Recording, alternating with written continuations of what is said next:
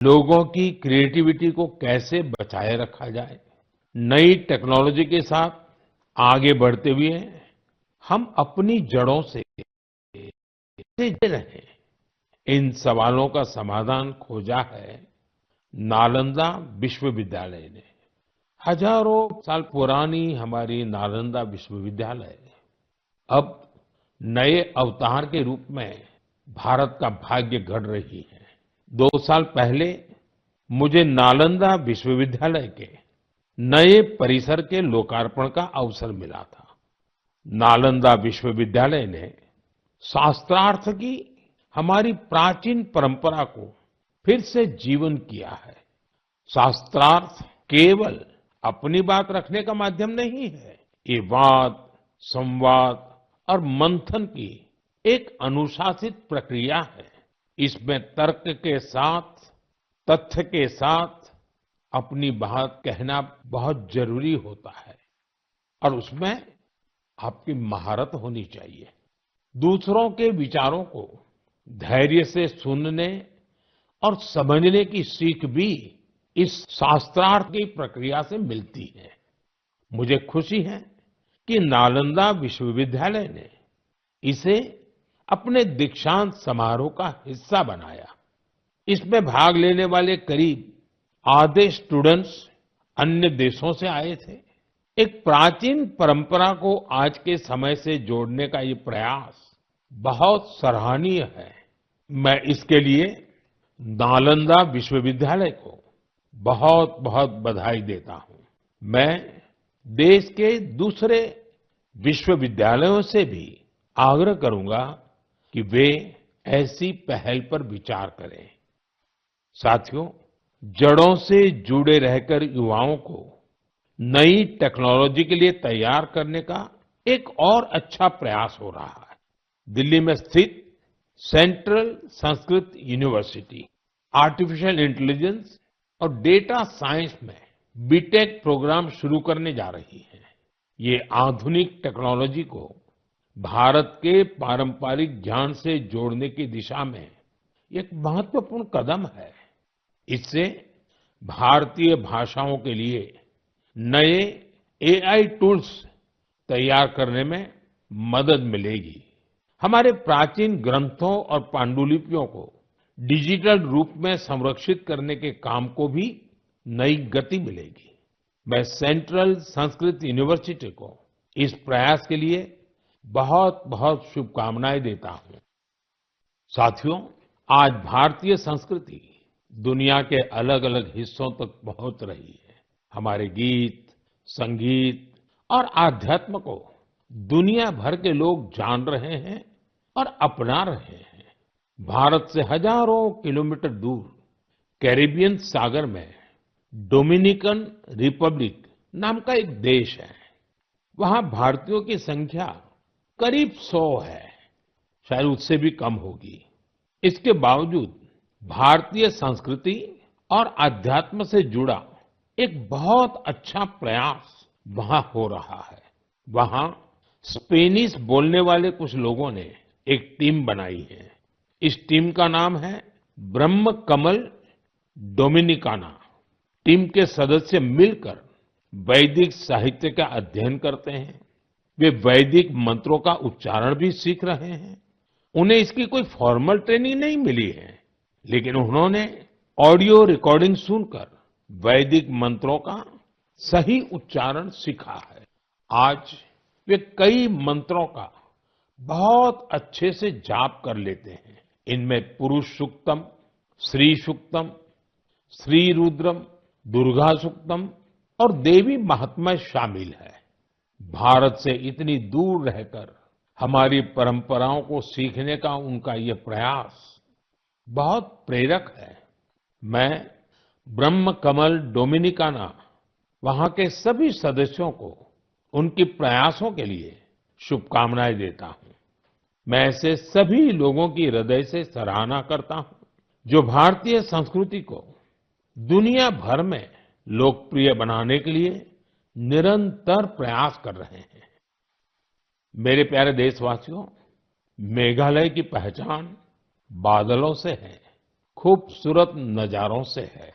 जो मेघालय जाता है उसे वहां के लोगों का अपनापन भी लंबे समय तक याद रहता है। लेकिन मेघालय की एक और विशेषता है, उसके परिवार को 2 लाख रुपए का बीमा कवर देती है। इसका मेघालय के वार्षिक प्रीमियम सिर्फ रास्ता वाला रूट नहीं, जड़ों वाला रूट। इन रूट ब्रिजों की कहानी बहुत रोचक है। ये ब्रिज कुछ दिनों या कुछ वर्षों में नहीं बनते। इन्हें तैयार होने में कई दशक लगते हैं।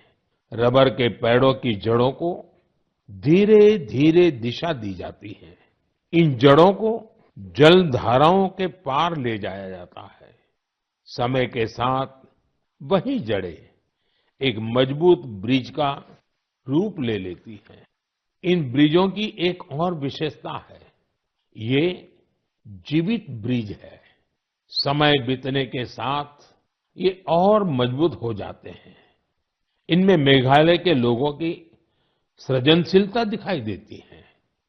इनके पीछे वर्षों का धैर्य और प्रकृति के प्रति गहरा सम्मान है।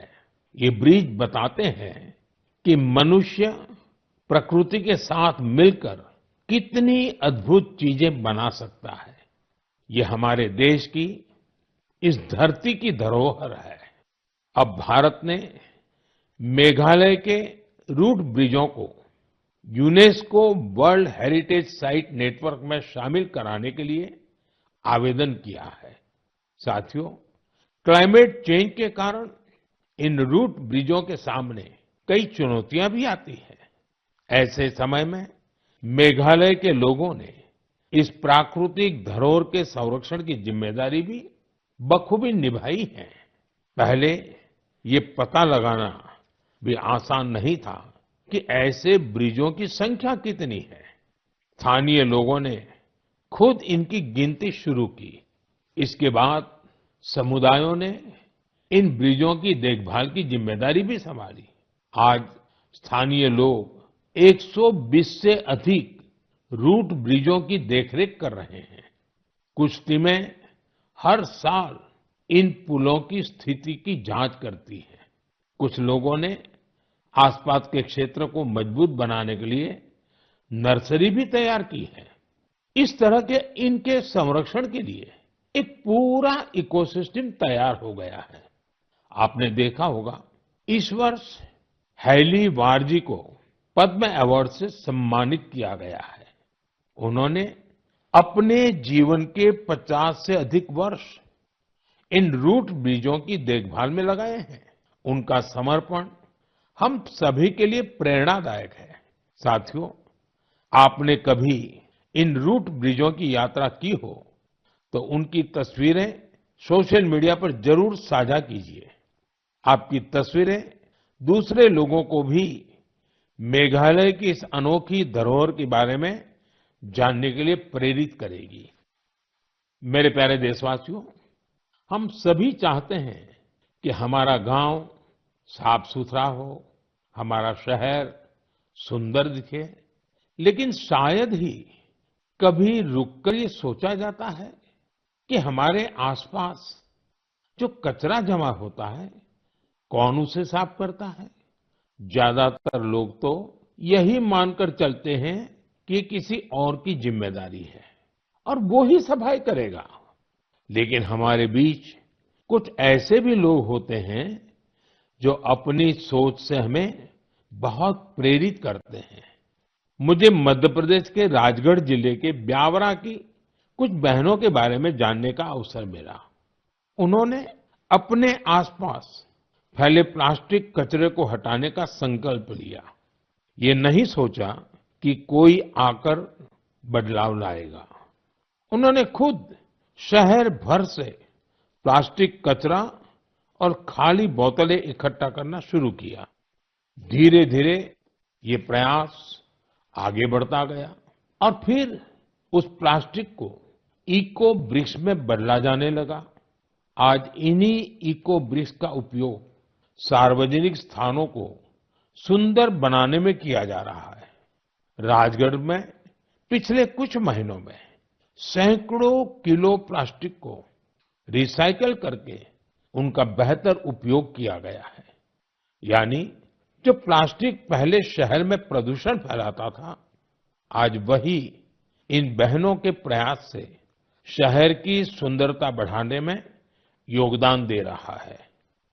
मैं ब्यावरा की सभी बहनों और इस अभियान से जुड़े साथियों को बधाई देता हूं।